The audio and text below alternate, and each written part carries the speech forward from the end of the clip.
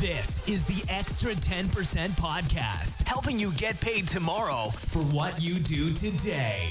Invite John Holowaty and Mark Hudson to join you at the breakfast table, ride with you to work, or just randomly stumble across them in the afternoon. Let's get the extra 10% out of your day.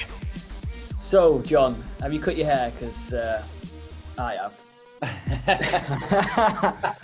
Cut my own hair, literally. Like, I don't think it's that bad. I mean, I think I haven't touched the top bit because, like, I'm too nervous to do that. But I have shaved the sides, so yeah. No, it's good. I like it. I mean, I've had my hair cut as well. I've had the length took off. People were handing me out money and saying, "Go and get yourself a coffee, lad." So no, I needed to just sort my wig out because I was tying my hair back all the time, and it was if I'd have let it go down, it was like here I'd look like a WWF wrestler from like, Triple H. Yeah, Triple H or the Ultimate Warrior, and I just thought, no, I've got to. The thing is as well, like hair is your image from a business point of view. Before we go on to discuss your hair, you've got to kind of be in the middle of the lane. And I think with long hair, people either love it or they hate it. And you're dividing your business right at the beginning. And if I'm talking about a lifestyle business and I look homeless, then are people really going to buy into that image? But then on the other token, some people go, oh, God, this guy's like super laid back. He doesn't really give a fuck. He just, he knows who he is. And and they buy into that.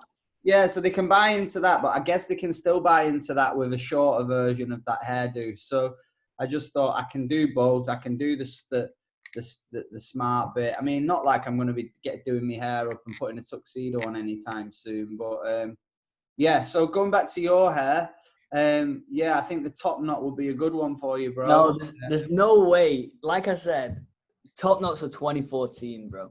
Like, I've seen a few knocking about in Tenerife. Yeah, and those people haven't got a clue what year it is. That's basically it. Like, there's nothing else. Like, and to be fair, I normally do go and get like a 0 at the barbers, but it's normally then like faded up at this point, whereas I haven't got the skills to do that. What is that, a 0.5? No, just like a 0. Just like, but I used to shave my own hair like that. Back in the day, I had, so I bought my own clipper set and I used to have an undercut. So it's about as long as this, but then all up the sides, if you remember, like you're talking 2014, this was like undercuts were in like 1998. Right, yeah. It's like you'd have the curtains hanging down and then you'd have the undercut underneath. Right, of course, the sort of Beckham-esque, like. Well, it was even before Beckham, to be fair. Right. And then, but yeah, Beckham then sort of took it on maybe, but it was actually like yours now, but if you put your hair in a centre parting. Which I would never do. Ever. Yeah, you should maybe do it for this. Next week's podcast.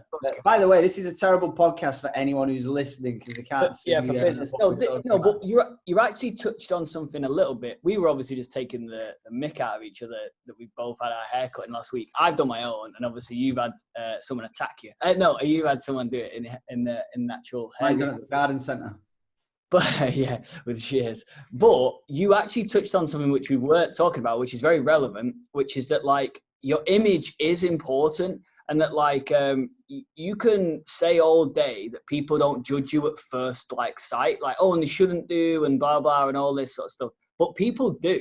So like when people are doing business with you in any like shape or form, they're actually looking for 3 things: is are you excited about what it is you do?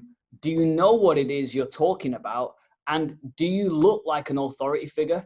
Now, if you like sort of what you were alluding to is if you're trying to sell a business where you're successful and all those kind of things, because people like to buy into people who are successful, right?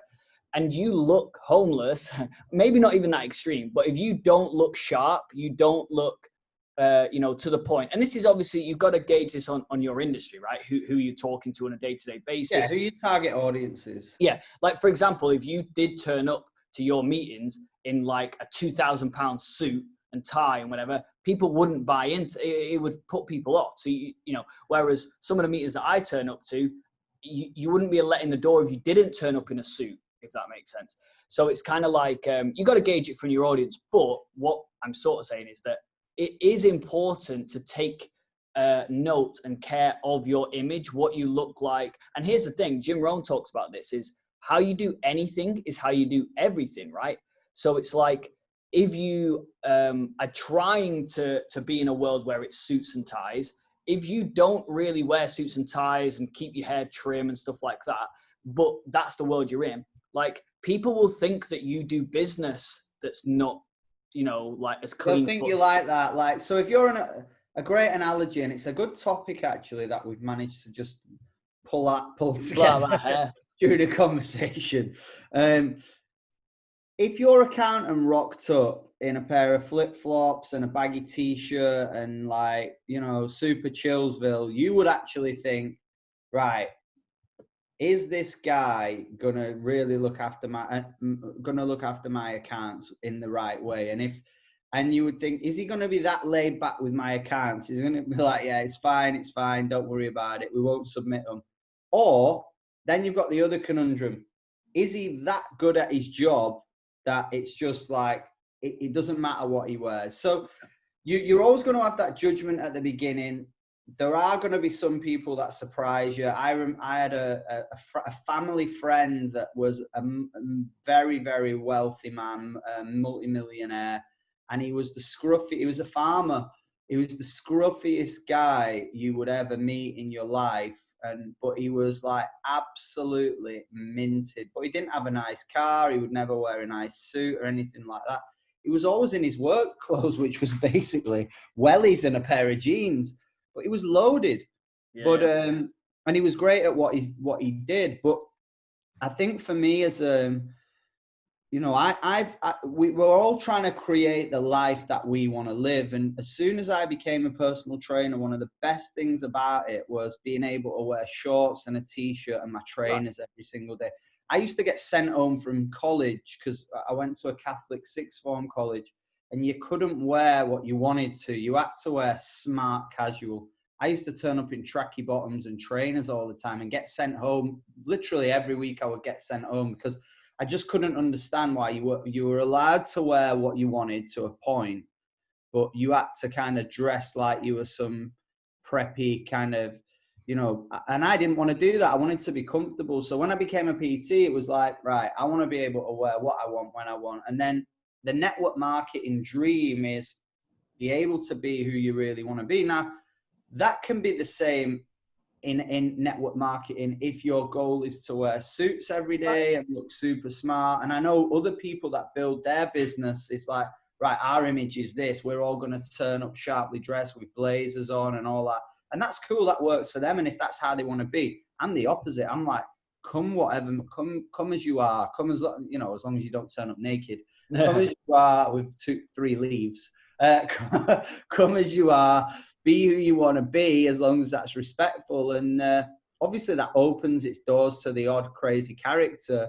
But you might want that. You might want that. Yeah, I mean, there's some funny stories I can tell you about some crazy people we brought into our business. But yeah, you're right. And you get to be who you want to be. But also, I know people that love wearing suits every day. Right. Like their hobby, almost a hobby, is like, yes, I'm going suit shopping. And they look smart, right? They turn up and they've got their suit on and they look smart. And you're like, you know what, man? You're looking totally dapper. You look smart. You know what I'm saying? And so that suits them and who they want to be and that persona. There's a great interview with Joe Rogan and Guy Ritchie. It's so good. I'd advise you to watch it. And on Joe Rogan's podcast. And look at me. I've just turned up for our podcast in literally in a vest, and I'm just sat here in my boxer shorts. So luckily you can't see the bottom side of the thing. The equation, he turns up, right? Guy Ritchie's on this podcast, like in a suit with a little pocket, what's it called? A little pocket handkerchief. Oh, I thought you were going to say like a clown thing where he could squirt. Like flour. or a monocle. And, he talks about it. He says, "Now, when I put this suit on, that is me. That is my persona. That is who I am." And he takes the mickey out of Joe Rogan. He says, "Look at you. You're dressed like a 16-year-old teenager." Yeah. And it's like, but who you want to be is who you want to be. And he's cool looking like that. I mean, I look at that and I think, could I really be bothered putting a different suit on and doing all that every single day? No, I couldn't. But I guarantee his house is probably super organized like that. He's built a life where he doesn't have to worry about looking after his suit. It's because someone's done it for him. It's all lined up. It'll all be there. So, and I think with your game, with what you do, you know, there's maybe a bit more leeway for being super casual, but you could be a web designer. But I've had web designers and people that do, you know, digital marketing, and one guy that did my website was so laid back. Guess what happened? It never even got finished. You knew meeting him that it was going to be, and that was my first experience. That was the first time anyone had ever built a website with me. And I thought, it's going to be difficult with this guy. And then the next person that did the website turned up on time, was smartly dressed, and so on and so forth. The other thing I wanted to go into with the image is, before you kind of jump in and share your thoughts on it all, is I'll never forget, when I was a PT, I was sharing a car with my mum, and it was a little Toyota Yaris, purple thing. And I wanted a new car. I wanted a TT. I wanted this. It was in my budget. I was like, I want to get a TT. And my parents were trying to talk me out of getting a nicer car, because they said, and this is like mindset, money mindset, and you probably know what I'm going to say. They said, if you get a nice car, your clients are going to think you're making loads of money out of them, and they're going to cancel with you because they think you're overcharging them. And I was like, what? And I'd never even considered that in my mind. And then, so it's a different persona. And I thought, well, if I turn up in a really nice car, or a nicer car, it doesn't, you know, it wasn't a Lamborghini. I mean, you won't get a personal trainer turning up in a Lamborghini anyway, right? But if I turned up in a really nice car, then surely people are going to be like, well, he's doing well for himself. He's successful. He's doing. And I think it's good that you, if you are doing well for yourself, that you upgrade. Like, if you're living it as if you're living it as a fake story, then it doesn't really fit, because you'll know deep down, and I think you'll give off those vibes. So I'm not saying, oh, go and buy a fancy car and, you know, put yourself in a load of stress financially because it will grow your business. I ain't saying that. But it was interesting that my parents' mindset, and they're both not entrepreneurs, but their mindset was, you upgrade your car and it's going to affect your business. And I didn't see it like that at all. And I knew the opposite would happen, which it did. The opposite did happen, because people want to be around successful people that are doing well. Do you want the personal trainer that's turning up in a banger, or do you want the personal trainer that's turning up, you know, wow, he must be good. He must get people results because he's getting results in his life. Right, exactly. And that's like what you do. There's a few things you've touched on psychologically there, like that whole thing. But I'll start with the sort of end. Is that, like, people want to join people that are going places. So, like, when, you know, part of our sales pitch when we speak to clients is we talk about, like, stuff we're doing. So literally, and this is kind of a prime example, is we just expanded over this coronavirus. So we're in a new office now. You'll see that the walls are actually different. They're grey rather than the signs got bigger from last week. Yeah, maybe. Well, I don't even think there was a sign. No, exactly. That's what I mean. All right. But anyway, like, so we're in a bigger office now. So, you know, when I'm sort of pitching the ideas, it's like, oh yeah, it just somehow you float that into the conversation. It's like, oh yeah, we're just getting set up actually in our new office because we've expanded. So, you know, it might take me an extra day to send you X, Y, or Z. So it's like the negative of it's going to take me an extra day to send is actually turned into a positive, because I said we're growing into a new office, and no one on the end of that phone goes, oh, you're expanding. You must be making too much money. And therefore they go, oh, you're expanding. You must be doing lots of clients' work, therefore making money and then reinvesting it back in. Like, yeah, I want to do business with you. And so this is the thing, right? And one of the, so that's one element. The other thing you mentioned right at the beginning was like that at school, because I also went to like a Catholic school, Catholic college and stuff like that. And it's the same at non-Catholic places as well, for sure, is that the reason why uniforms are in place is a lot of people think it's because like they don't want this kind of bullying element of like somebody can turn up in like really fancy clothes and then you've got people that can't necessarily. But genuinely at a given school, most people are in a very similar kind of socioeconomic like position, you know, whether that be like they're sort of whether how much their parents earn, if like, I guess is the easiest way to say this. They're genuinely in a roughly the same bracket, right? So you don't really get this huge difference in people like, you know, turning up to school or children turning up to school that are really, really like, all right, there might be one or two, but you don't really get this massive difference where there's going to be loads of bullying, if that makes sense. Doesn't happen. But that's what's, I guess, explained as to the reason why uniforms are in place. But actually, and I read loads of books on this and I was like, oh my, I couldn't believe it. It like blew me away. The reason why uniforms and such are in place, and when you go to college, why you have to adhere to certain things, is if you can take as many things, as many rights away from a human as possible, like for example, decision of what to wear, and you know, when, like, that's why there's a bell that rings, when to eat lunch, when, you know, if you can like really take those things away from a human, they become a lot easier to manipulate. So like, and it's so bizarre. Like when I started to read this, I was like, holy like shit, like school is just a massive brainwashing exercise. But yeah, like when you have things like, I'm just, if you really think about a bell ringing and that's when you're allowed to eat, that's like the sort of stuff that like you would expect in a prison, or you would expect like, you know, just for animals, right? You've heard of Pavlov's dogs and all that kind of, you know, stuff. So basically the reason why schools... Yeah, what did he used to feed them, Pavlov? Was it? I don't know, I think like steak or something. Pavlova? Hey, good lad. I fell right into that as well, so I'll give you that.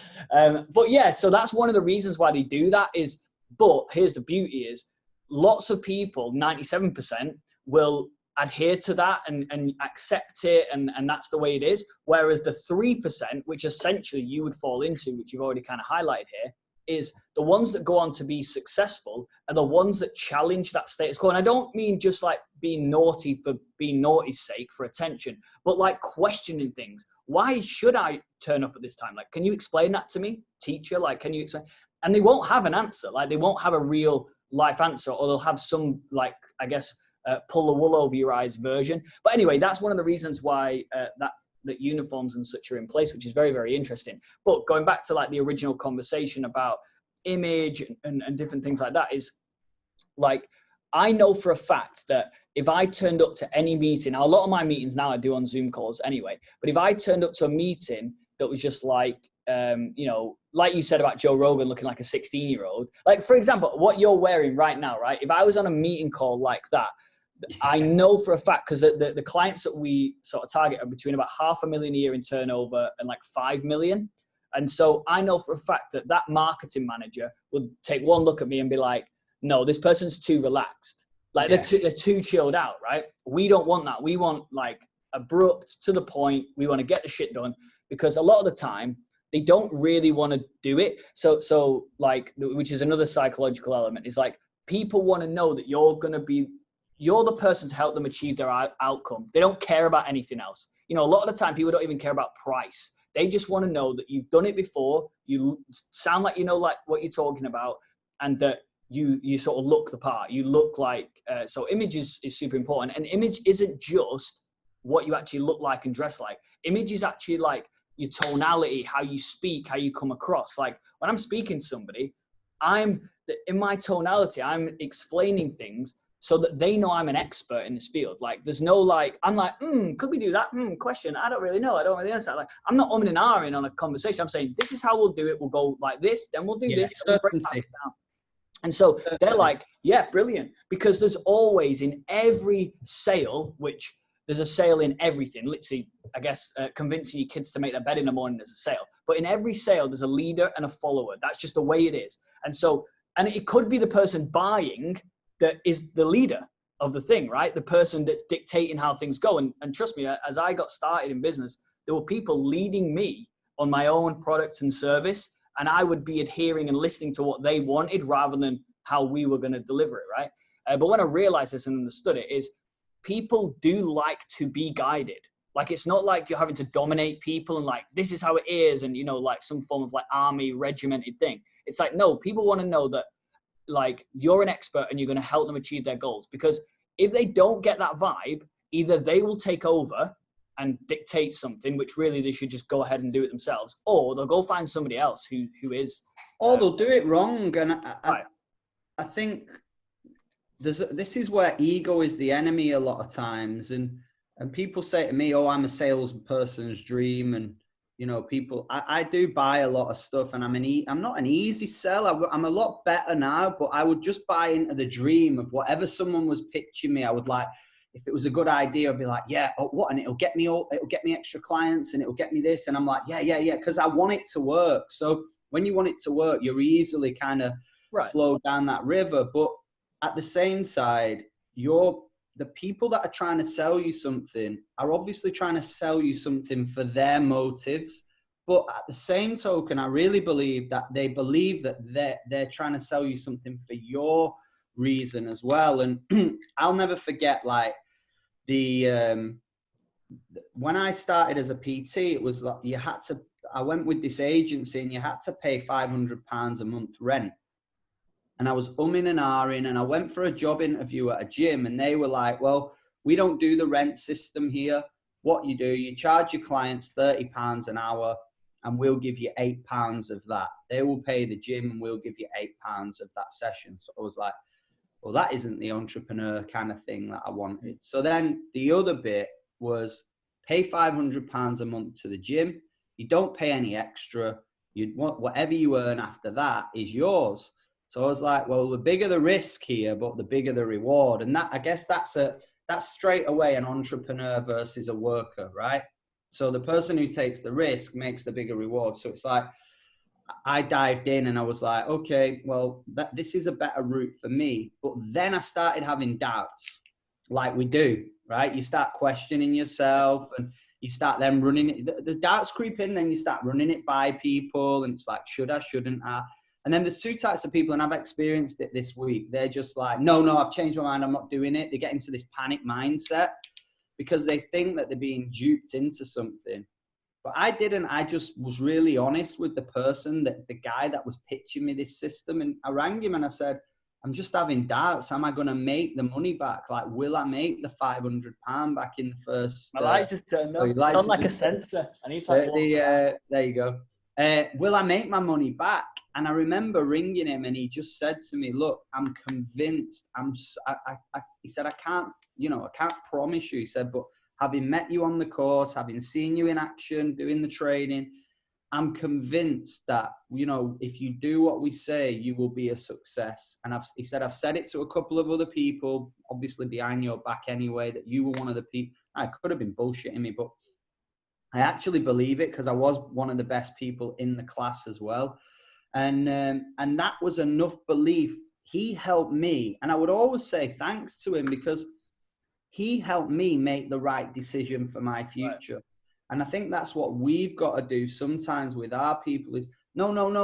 You're going to, like, I can see it when I speak to people, they're going to join my business opportunity. But I know for a fact, like, there's someone trying to drag them away. I think it was you that told me about, was it you that told me about the crabs? When you put a load of crabs in a bucket, the crabs try and pull, if a crab is trying to escape out of a bucket, the other crabs climb on top of each other and pull one down. I don't know whether it was you or someone else. It wasn't me that said it, but I have heard.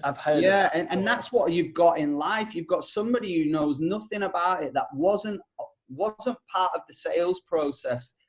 Just here's the negative, and they're like, you don't want to do that and your job is almost, you got to bring them. It's like a tug of war in a way with someone that you can't even see that is trying to pull this prospect away from you. Like, no. Like, I've spoke to someone this week blocked me on Instagram, right?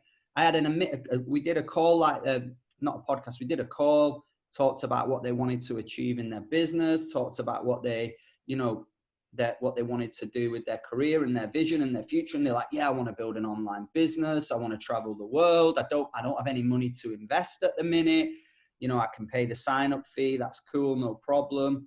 I really want to do it. And then, so it was like the deal was done. They were in, they were going to sign up. And so we took the conversation then. So, well, if you've already made a decision that you want to join up, like I've already done the research, I'm in. And I was like, right, let's start the training process. So we start talking about how to build your business, how to get off to a good start. And then I ended the call. I was like, right, I'll send you the link. I'll send you the information, get signed up, drop me another message, and we'll get you in. Yeah, we'll get your first mentorship call booked in, and it's all free. You don't have to pay me anything. I'm going to mentor you on your business journey. And then I went to message them to follow up, and it was like, this user is no longer active. And I was like, what? Hang on a minute. Like, this is just weird. So I messaged my brother and I said, just check this username is still active on Instagram. And they were. So they clearly blocked me. And I don't know why, but because I've been doing this a long time, we always say the birds got them, right? Right, well, that's the Jim Rohn thing, right? The birds got them. The birds got them. So the birds could be the boyfriend's gone. There's no way, there's no way you're working with that scruffy guy in a vest. No way. Yeah, no, there's no way that you know, he could have said, there's no way I want you working with a guy. There's no way. Like, some people are like that. Or there's no way you're doing this. So I don't want you to do it. So I'm going to go and find a load of negative stuff online about it. Or they may find the negative stuff online themselves.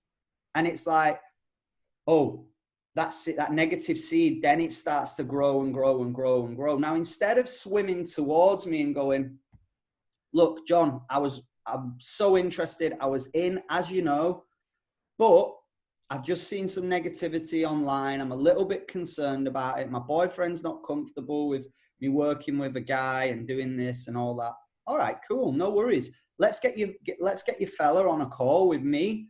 And then we can talk about the business, how we're going to build it together. You're going to be doing it for your fella anyway, right? This isn't like, oh, sign up and split up with your boyfriend. This is like, my job is to help you get what you want. The negativity that you've seen online, of course, you can Google McDonald's, you can Google Coca-Cola, negative, scam, put anybody's name in and you can find negative stuff about them. But that person didn't. They instantly, obviously, got into this, this panic mindset. Oh my God, I've seen something negative, or he said something negative, or she said something. Block. Like, what? No, I don't think it was just that. Like, so again, obviously I study psychology all the time. I think it's the most fascinating thing is that, like, actually she might have wanted to do it. Like you say, like, and it could have been anything. It doesn't necessarily mean that they've seen negative. It could just be that maybe it wasn't the right time. So like something else happened in their life that was like, yeah, that's going to take my attention and so that. And so rather than having the backbone to come back to you and say, yeah, this isn't the right time for me, or whatever. Yeah, I have found something negative. What does that mean? Or whatever. Is we're in a society where everyone is soft as shit. Yeah. What it means is that, like, because, I'll just block him. Oh yeah, like I can't have any confrontation in my life. Block him. And here's the good news about it is they would probably be shit anyway, because someone who's that soft that would do that is not someone who's going to go out and build a fucking business. Yeah, like, that's someone who's going to, every little naysay that they hear in business, which obviously there is, like, fucking hell, everyone gets like shit. It's like they'd be crumbling like a fucking bit of biscuit, mate, when you dipped it in you too long. So it's like, because I can't stand soft ass people that pretend like they're not. So like, there are plenty of people out there that appreciate, yeah, do you know what? I'm not up for like confrontation. I'm not up for that. I'm going to, go work for someone else. I'm happy with that. I love it. That's my success. Cool. I love that. I'm behind that, because it's like, yeah, most people are not cut out to be entrepreneurs. But what I can't stand is that people that like dip their fucking toe in the water and don't dive in. It's like, if you're going to dip your toe in, get in. Because if you're not getting in, just don't even bother. Like, take your bikini off, or take your shorts off, or not take them off, but like put normal clothes back on, get out of the pool, because you ain't coming in. This is for people that want to go and jump in the thing. Like, and that's, I'm similar with like business. So like, if I'm like, I do this with everything. So even clients, if I've got clients like and ahhing, like, not quite sure. I'm like, all right, it's not for you. Like, let's talk again. Straight away. Let's forget it. Yeah. And then go ahead. Now you go for it. No, just saying, like, the other part of that is it's kind of a waste of time talking about this, but I know it's something that every entrepreneur goes through. Like I had it with personal training class. No, I'm not paying that. No way on earth. No way on earth. All right, cool. See you later. Yeah. And you've had it with people that have, and we've had conversations about this over the years. Yeah, I've got a big client deal coming in and blah, blah, blah. And then they disappear for whatever reason. And they don't have the guts to say, actually, we've gone with this other person. It's a family friend. It's this. Another story. I had a client, and I remember walking into the gym and seeing her training with another personal trainer. And I was like, what? It was horrific. It was like, I mean, it wasn't like catching the window cleaner in bed with your missus or something like that. It was close to it though, yeah. Or in bed with your mum. So, but it was that, what? Hang on, and instantly you just take it, you join that class. You can't help but join that class. You're like, hang on a minute, what have I done? Have I said something wrong? Have I this? Have I that? And it was like horrible. And I was like, and it was because it was business as well. It was almost on a worse level, because I then started to think about the story. Well, all of a sudden she was training with him. Now she's training with her. Like, why she stopped training with him? What's happened? So there was all, even though it was all like stories that you tell yourself, everything just built around the stories that you tell yourself. It's like, what are people going to think? The fear factor and this, that, and the other. The top and bottom of the story was these two people have been best friends for years. The other girl had qualified as a personal trainer, and they'd said, as soon as you qualify as a personal trainer, I'll stop training with John and I'll start training with you. All right, cool, no worries. Well, fucking tell me that, and I'm fine with it. But they didn't tell, no one told me. So I just walked into the gym one morning, and there she was doing burpees with my client. I was like, what? This ain't fair. And so, and that happens. But like you said, just have the guts to say, listen, I need a quick word with you. I'm not feeling it at the minute. I had this the other day, and I went and looked at a villa, beautiful villa, really nice, up in the hills, brand new. It was your type of villa. You would have loved it. It was all, remember that one we stayed in Hollywood? Yeah. Well, West Hollywood, Beverly Hills, Yeah. can't remember. And it was like that, but nicer. It was all white. Everything was brand new, proper sharp edges, beautiful swimming pool. And the only issue with it was that it didn't have a great view. It had the view of a bigger villa in front of it. Now, when you're buying a property abroad, you want to look out onto a beautiful landscape, right? And at the side of it was a plot of land, and there was a gap of where you could see the ocean and the island across and the beautiful sunset that you would have got. But I would have known every single day I'd be getting up, having a coffee in the morning, knowing that one day there's going to be a JCB in that plot of land building. Yeah. And eventually there would be no view. You'd literally be looking into another person's villa. So I was sold. I was done. Like in the moment I was there looking around it, I was like, oh, this is going to be so good. Like, me and Vicky will be able to do some great, have a nice barbecues and build a great life here and all that kind of stuff, and have friends over and family over. I'd started, again, the stories start playing out, right? You start playing the story, like team can come in and we can do retreats and my mates can come over. And so you're swimming towards the deal. You're like, I'm in. Then I went away and I was like, what's the negative about it? Well, the negative is, and I sent the videos to Vicky and stuff, and she was like, yeah, but what about the view? Like, the idea of living in a beautiful place is to have a beautiful view, and you're only going to be looking out onto somebody else's villa. And I was like, yeah, no, I get it. But because I was already 75% kind of sold, I had to then swim back the other way. And then the thing that you're on about there, that like, don't have the guts to tell people, that started to creep into my mind, because they'd almost thought that I was doing it. I'd accepted a deal to sign up for this villa. And then I was like, oh God, I'm going to look like an idiot now, going back and saying I'm not going to do it and this, that, and the other. But I didn't. I thought, well, how would I want to be treated? And I think that's ultimately the question you've got to ask yourself. How do I want to be treated? So I slept on it, got up in the morning, And I just messaged the real estate guy. I said, look, I had a chat with my missus, and, you know, she's brought up a couple of things, and I actually thought it myself. And I just said, honestly, I would not enjoy, even though it's, the villa itself is perfect. It's everything that I'm looking for. Brand new, high spec. You know, you could put a beautiful American kitchen in there. Well, it was having that. It had an amazing infinity swimming pool. It was like the dream, you know, when you look at some of these houses. Well, it was the dream within my budget anyway. And I was like, yeah, this was really what I wanted. I said, but when I write down my goals every day, I write down villa, and the next thing that I write is ocean view.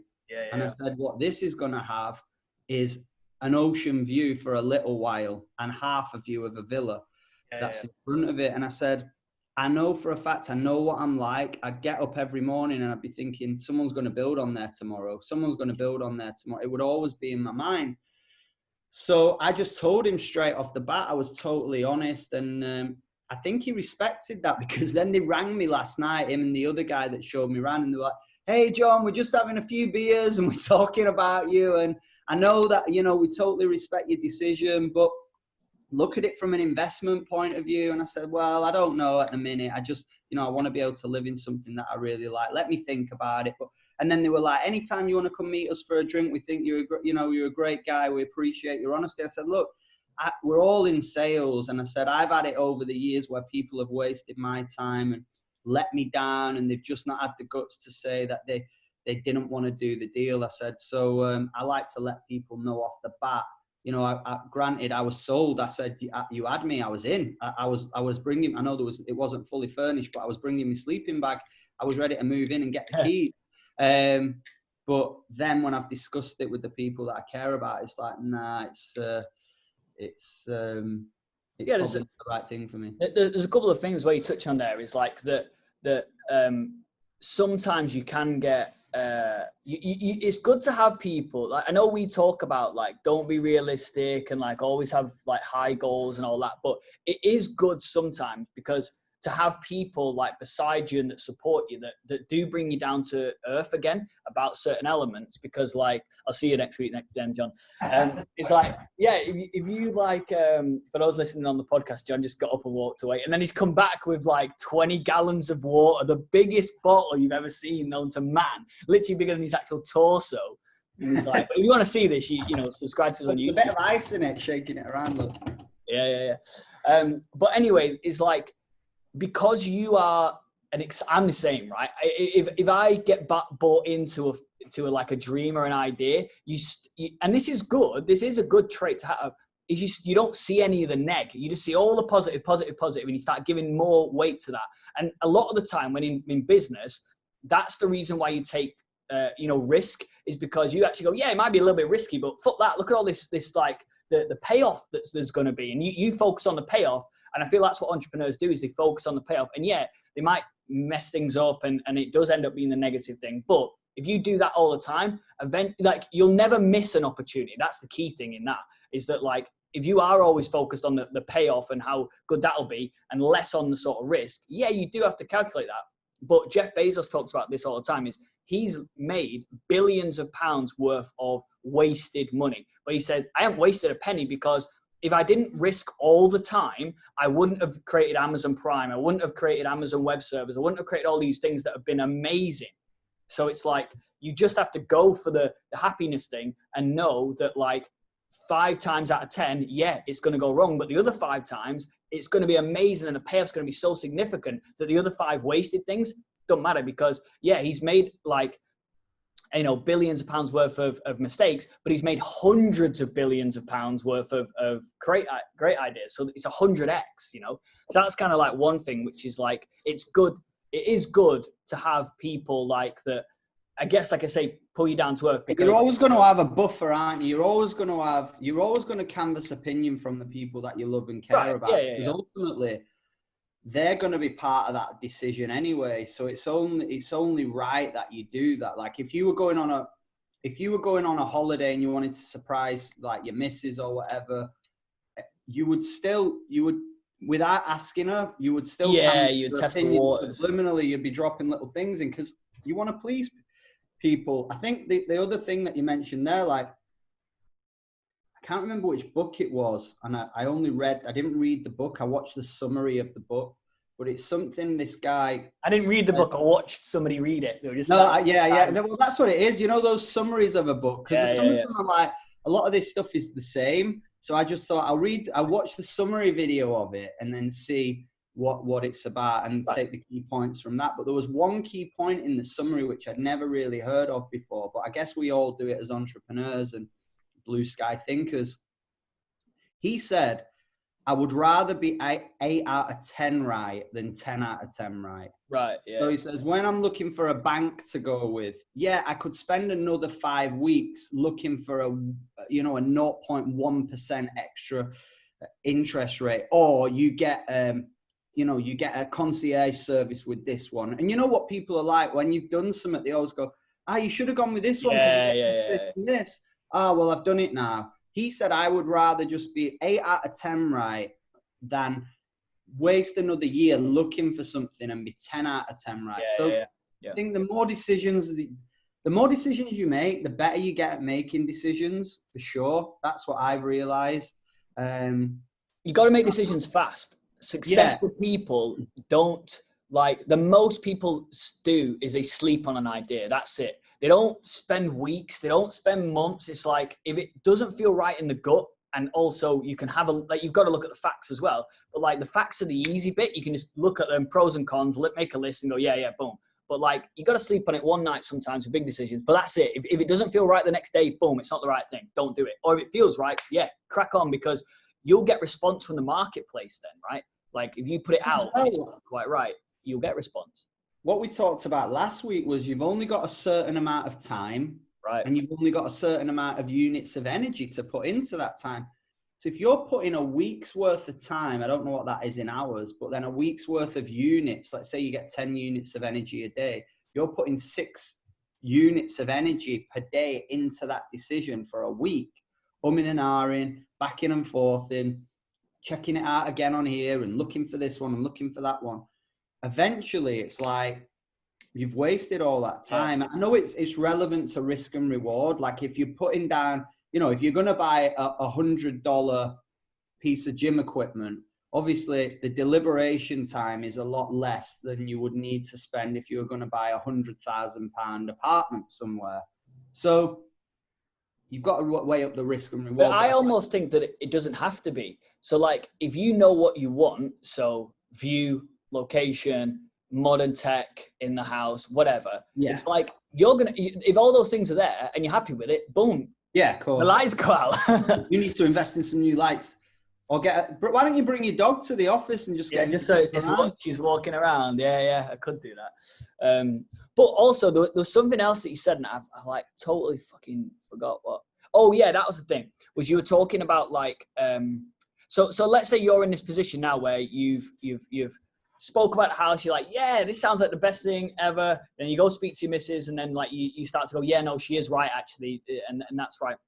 Like, if you don't get back to those guys straight away, then all this week on your mind is going to be, shit, I need to get back to them guys. And they're going to be ringing you, expecting to do the deal. And your phone's going to be buzzing. You're like, oh, I don't want to speak to them. Like, so you're not now concentrating on your actual day-to-day work. You've got this subconscious that's wasting 50% of your energy on like worrying. Whereas if you just get it done on the Monday morning, out of the fucking picture, it's done. I'm not doing it, lads. Like, I'm excited to work with you. We'll find something else, but that deal's done. Then, because I've done this before. It's only very recent that I, like, literally in the last few months, that I've started to be like, yeah, if I don't want to do something, but I've already committed and whatever, it's just pick the phone up, say, look, I'm sorry, it's a no, or it's this, that, and the other. Because otherwise, I'm like thinking about it all week long or month long, or however long the thing is. And like, I'm not concentrating on the things that actually matter anymore. I'm concentrating on this bullshit that's going to be a no anyway. That if I just said it on the first day, it's done. They can move on and do whatever. And it's like, people respect that because like you said, how do you want to be treated?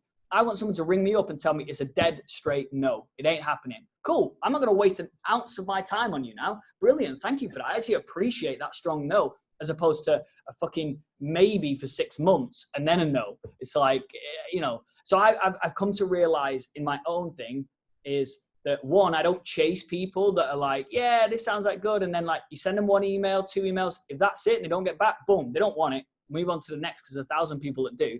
And then the second thing is myself, like you were talking about with the house, is now if I've done something where I've committed to something somewhat and people are then ringing me to do like, oh, you're going to complete on it. And I've realized in the meantime, I don't want to. I just say, look, it's not for me. I'm going to be the person that's going to tell you no so that you don't have to waste time on me. I'm sorry that it's not like worked out, but it is a no. And I hope, wish you the best of luck with whatever you're doing, etc. And I feel like then I can move on with my life and I can sleep easier with whatever it is. And it's not on my mind. And then when they ring me, I don't because here's the thing. I've had it before where it's a similar situation and I haven't told them a straight no. And then obviously they think it's a yes still or somewhat yes. So they're ringing your phone every day to get you over the line, get you over that hill. And it's like, I might be so excited doing something, whatever. And then my phone would ring and then boom, my energy goes to the floor. Yeah. So I don't want to pick that up. And then I start thinking about, shit, I need to really speak to them. And so boom. Whereas if I've just picked the phone up and been a fucking man about it, had a backbone, can't really say be a man about it anymore because that's a bit too sexist. But, pick the phone up and you've been assertive and you've got a backbone and you say, look, it's not for me. We can both move on. I'm not having the stress of thinking about you thinking I'm going to buy this when I'm not. So yeah, it doesn't serve you to deliberate on it. And I've been there as well where I've been like, oh, what are they going to think? What are they going to say? I look like an idiot now. I've wasted. But if you're honest again, just say, look, you probably think I'm an absolute idiot, but I know I got super excited and I was like literally getting ready to jump in the swimming pool, but it's just one of them things. And I've looked at other things in the past with these guys. So you keep the relationship. And then here's the other cool thing. If there is a deal to be done later on down the line and they find something, because you treated them with respect, you're always going to be in their mind. Whereas if they think what a prick he was, he's left us hanging on for 3 weeks and then pulled never help you out again. Deal. But then, like you said, that's 3 weeks energy of me then going, I really want to tell them no, but I can't. I'm struggling here. I don't want to. And you're putting your time and energy, and you could have been on the golf course. You could have been playing. You're about to go on. I could have been going, just about to go for a game of tennis. And then I get that text through, and then throughout the whole tennis lesson, I'm thinking about that. And so, yeah, you're actually doing yourself a favor by stepping up. And I think this podcast really has brought together a lot of the things that we've been discussing the last few weeks, which is it's all about where your energy goes, and it's all about stepping up and getting good at saying no straight away to things that you don't really want to do. And if you do commit, then just as hard as it is, the quicker you uncommit, if you don't want to do it, the better. Right, exactly. That I think that's it. I think solid podcast, and we'll see you guys next week. The Extra 10% Podcast. Remember to like the John and Mark Facebook page on Facebook or visit johnandmark.co.uk for exclusive updates and content. Why not share this podcast with a friend and help them get paid tomorrow for what they do today?